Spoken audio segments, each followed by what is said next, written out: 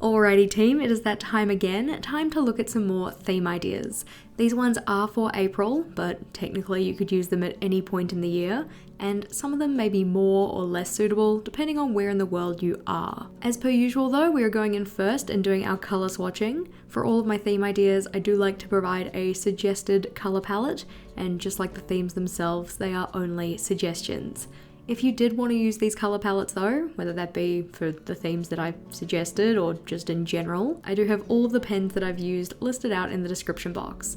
The majority of these are Tombow dual brush markers, but we've also got a couple of Crayola super tips, and this time even some Mildliners. The list of theme ideas that I had for April was actually quite a lot longer than 12, so this is certainly the whittled down version, but as we go through, I'd love to hear which of these themes you'd be most inclined to try.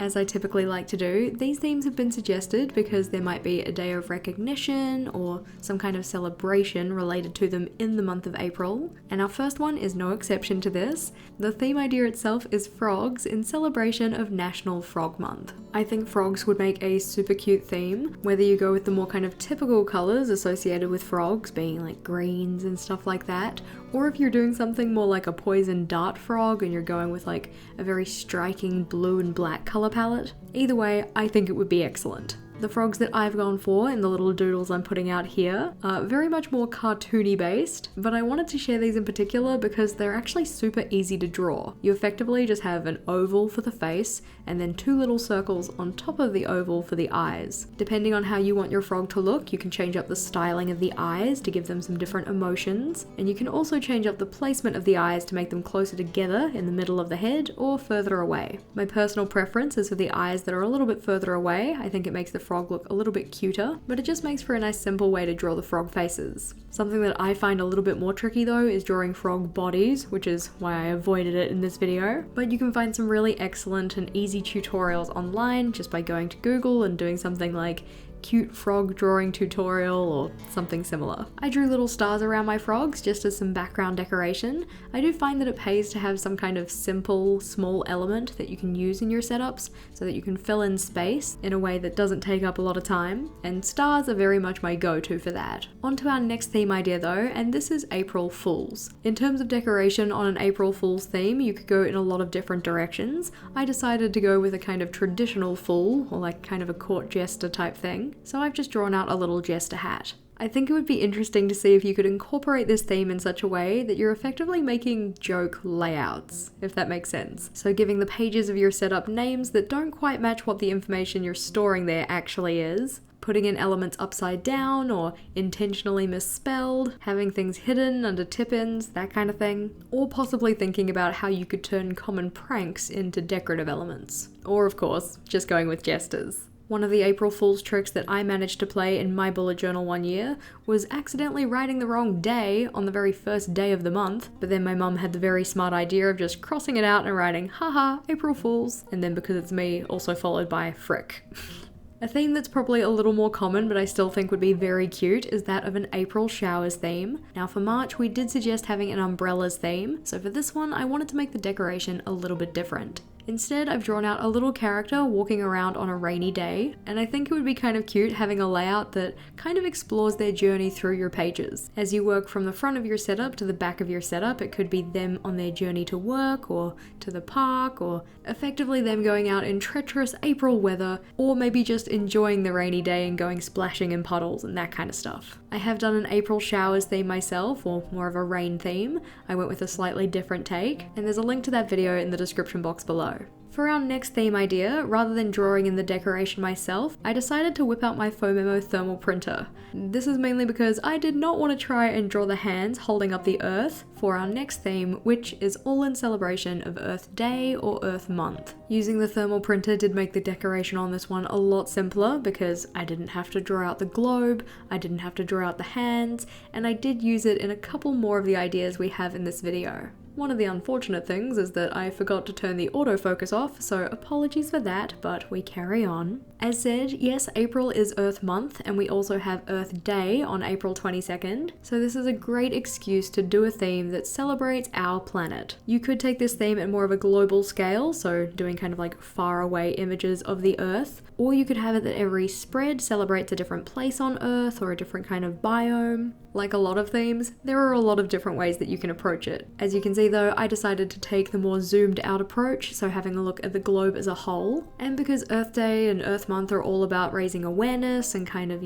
celebrating our environment and stuff, I decided to pick the picture that had the two hands because I feel like it kind of symbolizes the idea that we need to take care of our planet. After we've colored that one in, we are on to our next theme idea, which is also about a day of celebration, and that is for National Unicorn Day. Unicorn Day is celebrated on April 9th as an appreciation day, and this is another one where I used the foam memo printer to print off the decoration. I could have drawn the unicorn myself, but it's so much easier with the printer. If you did want to grab yourself one of those printers, I do have a link in the description box, and I've also got a discount code because we love savings. That one is JashiiCorrin 10 for 10% off your order. One of my favorite things about unicorn themes would very much be the color palette because you have a lot of different options. I decided to go with a kind of bubblegum rainbow type color palette, or at least that's what I'm gonna call it. I just think the colors are really fun together. This is another theme where you'd go a bit more realistic with your unicorns, or do something kind of like what we've got here with a more kind of plushy version of a unicorn, but it has the potential to be a super cute theme. The foam memo printer strikes again for our next theme idea, and that is World Circus Day,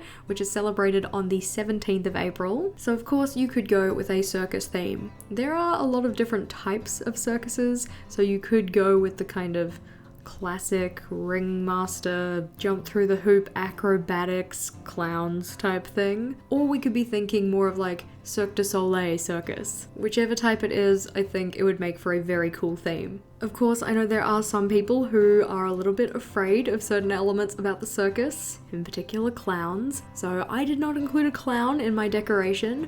I would love to know, what are your thoughts on clowns? Are they more scary or more funny, or are you kind of indifferent? I mean, of course, I think it very much depends on the portrayal of the clown. There is certainly a difference between Pennywise and Krusty the Clown, but I'd be curious to know which way your thoughts tend to lean. For our next theme idea, I felt that I very much could not do this video without mentioning it, and this is a stationery theme in celebration of National Stationery Week, which is from the 20th to the 26th of April. For my doodling, I decided to focus on Mildliners, which is also why I used Mildliners for the color palette. These ones are from what is called the Natural palette, which has 5 mild colors which are a bit more subdued than some of the other ones. Of course, a stationery theme doesn't just have to center around Mildliners. You can also include other elements like rulers, scissors, washi tape, erasers, pencils, whatever else. I just decided to go with Mildliners because they are very much a distinctive shape. Our next theme idea may not be for you, and that is okay, but April 20th is World Weed Day, or Cannabis Day. This comes from the idea that 4:20 in the afternoon was a particular time that people would be most likely to smoke marijuana, or something along those lines. To be completely honest, I'm not super savvy on weed history, but I have seen some very cute sticker collections related to World Cannabis Day, so it could make for a good theme. Personally, I just find the actual leaf aesthetic of the cannabis plant to be very pretty. I also have a real issue when I'm trying to draw something like a maple leaf and trying to make it actually look like a maple leaf, not like a cannabis leaf. But as said, I do feel that the leaves have a certain aesthetic quality and could make for a cute theme. Our next theme idea is related to a birthday, and that is for April 29th, which is Eeyore's birthday from Winnie the Pooh. Depending on which illustration of Eeyore you look at, the coloration is a little bit different. I decided to go with the more colourful option, where Eeyore is done in kind of blues and purples rather than grey. Nothing against grey, I just thought that this colour palette was a little more fun. Technically speaking, Eeyore's birthday is celebrated on the last Saturday of April, so really only this year is it celebrated on the 29th. But as it is always in April, it makes for a good April theme. What would be really cute is to have an Eeyore's birthday party theme, so you could include the other characters from Winnie the Pooh as well, and maybe have a little cake, and the number of candles on the cake could be like the number of days in the month, and you could use it for a tracker or something. I don't know, I just think it would be very cute. On this one though, I again used my foam memo printer because I didn't want to stuff up the proportions of Eeyore. I find that drawing characters is a lot more tricky, in my personal opinion, just because I do want to get the dimensions right. I don't want the character to end up looking a little weird, or at least just not true to what it actually looks like in the movie or TV show or wherever we've gotten the character from. So the little printer very much came in handy. The next theme idea is another one that it came in handy for because there was no way that I was going to try and draw out out a detailed piñata for Piñata Day. This one is celebrated on the 18th of April, and of course you can get piñatas in a variety of different shapes and sizes and whatnot, but I had to go with the donkey. It just feels like the traditional one. Piñatas are typically brightly coloured to symbolize worldly temptations, and while I typically associate a piñata with Mexican culture, the origins can actually be traced back to China, which I thought was quite interesting. To go with our piñata decoration, I also wanted to put in some confetti around the little box, and I also went in and added some sparkles to our jester hat because it was looking a little bit bare.